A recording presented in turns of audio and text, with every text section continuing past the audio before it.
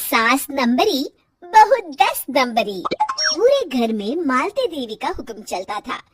अपनी बड़ी बहू को वो टीवी के रिमोट की तरह कंट्रोल करती थी। चलो देर हो रही है, 12 बजे से पहले लड़की वालों के यहाँ पहुँचना है। हाँ हाँ चलती हूँ। मैं तो भगवान से बस ये दुआ कर रही हूँ कि जिस तरह मेरी बड़ी बहू मेरी मुट्ठी में है, उसी तरह मेरी छोटी बहू भी मेरे इशारे पे नाचे।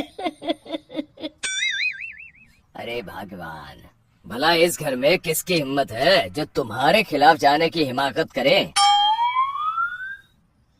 इस तरह मालती देवी अपने छोटे बेटे की भी शादी कर देती है। मालती की छोटी बहू फैशन डिजाइनर का कोर्स करके आई थी। उसका सपना था कि शादी के बाद वो अपना खुद का बुटीक खोले। एक दिन, क्या बात है छोटी, तू तो एक से बढ़कर एक डिजाइन बना लेती है।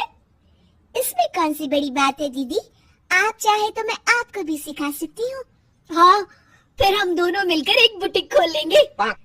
लेकिन दीदी, उसके लिए तो बहुत पैसे लगेंगे। हाँ तो क्या हुआ, पैसे माजी से ले लेंगे। हाँ हाँ, मेरे पास तो पैसों का पेड़ है ना, तोड़ के तुम दोनों को दे दूंगी। मेरी एक बात अच्छी तरह समझ लो, मैं तुम दोनों को एक ढेला भी नहीं देने वाली। बड़ी आई बुटीक खोलने वाली। ये आप क्या कह रही हैं माँ जी? आप हमारी मदद नहीं करेंगी तो कौन करेगा?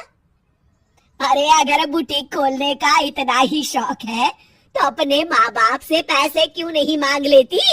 मेरे पैसों पर क्यों आंख गड़ाए बैठी हो तुम दोनों? इस तरह अपने इरादे स्पष्ट करके मालती देवी वहाँ से चली जाती है। अरे ये क्या दीदी, माँ जी तो साफ मुकर गई, अब हम क्या करेंगे? तू चिंता मत कर, बुटीक तो खुल के ही रहेगा। कहते हैं कि घी जब सीधी उंगली से नहीं निकलता तो उसे उंगली टेढ़ी करके निकालना चाहिए। माँ जी अपने आप को समझती क्या है? पूरी सोसाइटी जानती है कि माँ जी ने अपनी सास को घर से निकालकर उनकी दौलत पर कब्जा कर लिया है। हाँ दीदी, अब तो जैसे को तैसा करना पड़ेगा। फिर दोनों बहुएं मिलकर एक साजिश रचती हैं।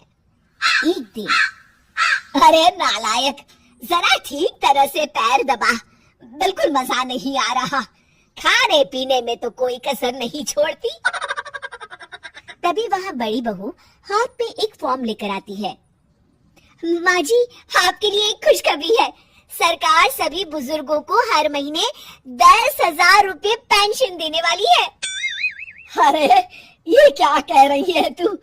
क्या सच में मुझे हर महीने घर बैठे 10,000 रुपए मिलेंगे? हाँ माँ जी, दीदी सच कह रही है। कल टीवी न्यूज में इस बारे में बता रहे थे। बस आप ये फॉर्म पढ़ के इसे भर दीजिए और अपने दस्तखत कर दीजिए। मैं इन्हें ले जाकर जमा करवा देती हूँ। अरे नालायक, बड़ी कामचोर है तू। इस बुढ़ापे में कहा तुम मुझसे फार्म भरवा रही है, खुद ही भर ले, मैं दस्तखत कर देती हूँ। ठीक है माँ जी। फिर बड़ी बहू बड़ी चालाकी से फॉर्म के पन्नों के बीच प्रॉपर्टी के पेपर छिपा कर रख देती है और उन पर मालती देवी के दस्तखत करवा लेती है। कुछ दिनों के बाद मालती देवी अपने पति के साथ 2 दिनों के लिए अपने एक रिश्तेदार के यहाँ जाती है। दूसरी तरफ दोनों बहुएं पूरे घर पर अपना कब्जा कर लेती हैं। मालती देवी जब अपने रिश्तेदार के यहाँ से लौटती है तब अपने कमरे में ताला लगा देख आग बबूला हो जाती है। अरे नालायको, मेरे कमरे में इतना बड़ा ताला किसने लगाया है? माँ जी, ये कमरा तो मैंने अपने बेटे रोहन को दे दिया है और आज से आप बाहर कोने में जो छोटा कमरा बना है ना, वहाँ रहेंगी। अच्छा, मैं उस सड़ेले कमरे में रहूंगी है? तेरी ये कहने की हिम्मत भी कैसे हुई? और मेरी इजाजत के बिना मेरा कमरा देने वाली तू होती कौन है? लगता है तू भूल गई, इस घर की मालकिन मैं हूँ। तभी वहाँ छोटी बहू आती है। अरे माँ जी, आप इस घर की मालकिन नहीं है।